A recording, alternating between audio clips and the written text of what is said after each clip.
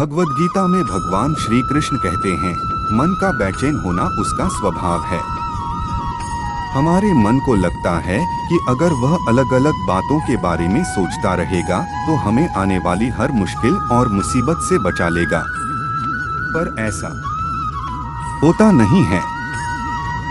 हम अपने जीवन का काफी अधिक समय सोच विचार करके परेशान होने में निकाल देते हैं। भगवान श्री कृष्ण कहते हैं कि मन का यह स्वभाव बदलना मुश्किल जरूर है, असंभव नहीं।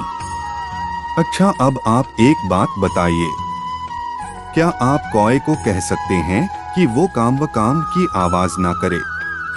या फिर क्या आप किसी मेंढक को कह सकते हैं कि वह पानी देखते ही ऊंची छलांग ना मारे? हमारे मन का भी कुछ ऐसा ही है। जीवन में कुछ भी होता है, अच्छा या बुरा, हमारा मन उस पर काम व काम करने लगता है।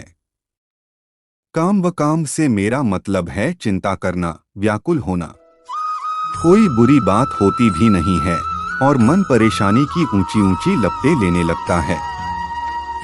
कभी कभी तो मुझे ऐसा लगता है कि हम में से कई लोग सिर्फ परेशान होने के लिए जीते हैं।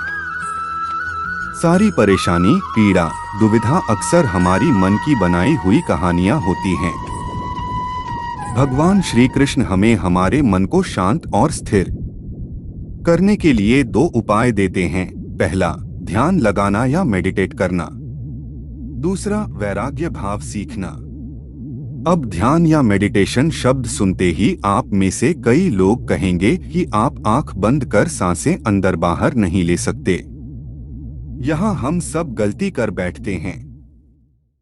मेडिटेशन या ध्यान का मतलब सिर्फ आंख बंद कर बैठना नहीं होता। मेडिटेशन का मतलब होता है अपना पूरा ध्यान किसी चीज पर लगाना और उसे हटने नहीं देना। अगर आप रोटी बना रहे हैं तो सिर्फ उस बात पर ध्यान दीजिए।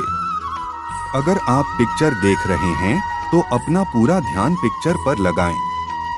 यह मत सोचिए कि पिक्चर देखकर आप अपना कितना वक्त बर्बाद कर रहे हैं।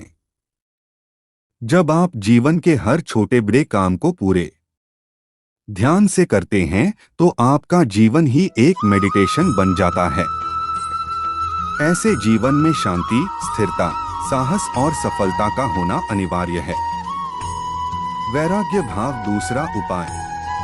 वैराग्य का अर्थ यह नहीं कि आप सब कुछ छोड़कर जंगल में जाकर बैठ जाएं। वैराग्य का सच्चा अर्थ है कि आप जो काम कर रहे हैं उसका क्या नतीजा या रिजल्ट निकलेगा उसकी चिंता ना करें।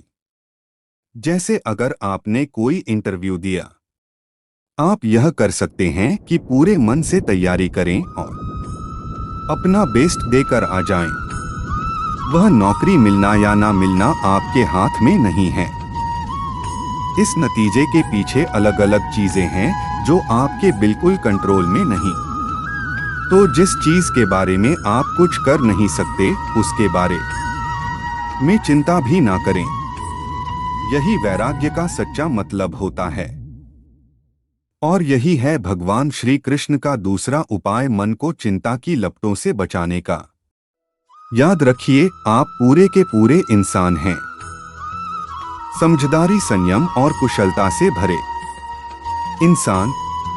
आपका मन जब भी कौए की तरह अलग अलग बातों पर आपको परेशान करने लगे, तब अपने मन को भी प्यार से समझाइए और शांत कर लीजिए। बस अपने ऊपर विश्वास रखिए कि आप कभी अपना बुरा नहीं होने देंगे।